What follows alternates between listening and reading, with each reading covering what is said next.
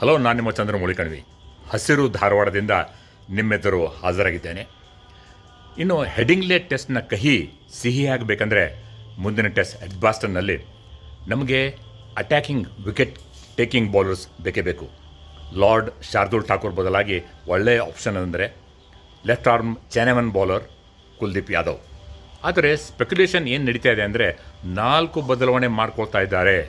Nitish Reddy, Washington Sundar, Akashdeep ಹಾಗೂ ಹರ್ಷದೀಪ್ ಸಿಂಗ್ ಅವರನ್ನು ಸೇರಿಸ್ಕೋತಾರಂತೆ. ಆದರೆ ಒಂದು ಟೀಮಲ್ಲಿ 11 ಜನ ಆಡ್ಬೋದು ಅಲ್ವೇ? ಈಗೇನಾದರೂ ಪ್ಯಾನಿಕ್ ಬಟನ್ ಒತ್ತಿದರೆ ಇದು ನಮ್ಮ ವೀಕ್ನೆಸ್ ತೋರಿಸಿದಂತಾಗುತ್ತದೆ ಅಲ್ವೇ? ಇನ್ನು ನಮ್ಮ ಬೌಲಿಂಗ್ನ work horse large hearted Mohammed Siraj ಅವರು ಹಾಗೂ ಪ್ರಸಿದ್ಧ ಕೃಷ್ಣ ಇಬ್ಬರು ರನ್ ಗಳಿಕೆಗೆ ಕಡಿವಾಣ ಹಾಕಬೇಕು. ತೀರಾ ಡಿಫೆನ್ಸಿವ್ ಆಗಬೇಕೇ ಇಲ್ಲ, ಆದರೆ ಎಕನಾಮಿಕಲ್ ಆಗಿ ಬೌಲ್ ಮಾಡಲೇಬೇಕು. ಪ್ರಸಿದ್ಧ ಕೃಷ್ಣ ಯಾವ ರೀತಿಯಾಗಿ ಹೆಡಿಂಗ್ನಲ್ಲಿ 2ನೇ ಟೆಸ್ಟಲ್ಲಿ ಮುಂದೆ ಹಾಕಿ ಸ್ವಿಂಗ್ ಮಾಡಿ ವಿಕೆಟ್ಸ್ ಪಡೆದರು ಅದನ್ನೇ ಮುಂದುವರಿಸಬೇಕು.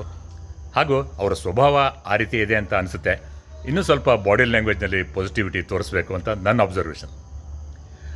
ಆಮೇಲೆ ಯಂಗ್ ಕ್ಯಾಪ್ಟನ್ ಶುಭ್ಮನ್ ಗಿಲ್ ಅವರಿಗೆ ಪೂರ್ತಿಯಾಗಿ ಕ್ಯಾಪ್ಟನ್ಸಿ ಮಾಡಲು ಬಿಡಬೇಕು. ಹಿರಿಯ ಆಟಗಾರರು ಮಿಕ್ಕವರು ಅವರಿಗೆ ಸಲಹೆ ನೀಡಬಹುದು, ಆದರೆ ಅದು ತೀರಾ ಆಬ್ವಿಯಸ್ ಆಗಿರಬಾರದು. ಇನ್ನು ಮೊದಲ ಟೆಸ್ಟ್ನಲ್ಲಿ ಅಭಿಮನ್ಯು ಈಶ್ವರನ್ ಅವರಿಗೆ ಚಾನ್ಸ್ ಕೊಡದೆ ಸಾಯಿ ಸುದರ್ಶನ್ ಅವರಿಗೆ ಚಾನ್ಸ್ ಕೊಟ್ಟಿದ್ದಾರೆ, ತಪ್ಪು ಮಾಡಿದ್ದಾರೆ.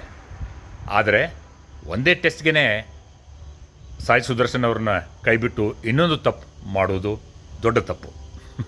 ಇವೆಲ್ಲ ನನ್ನ ಅಬ್ಸರ್ವೇಷನ್ಸ್. ನಿಮ್ಮ ಅಬ್ಸರ್ವೇಷನ್ಸ್ ಏನು? ಕಮೆಂಟ್ ಮಾಡಿ.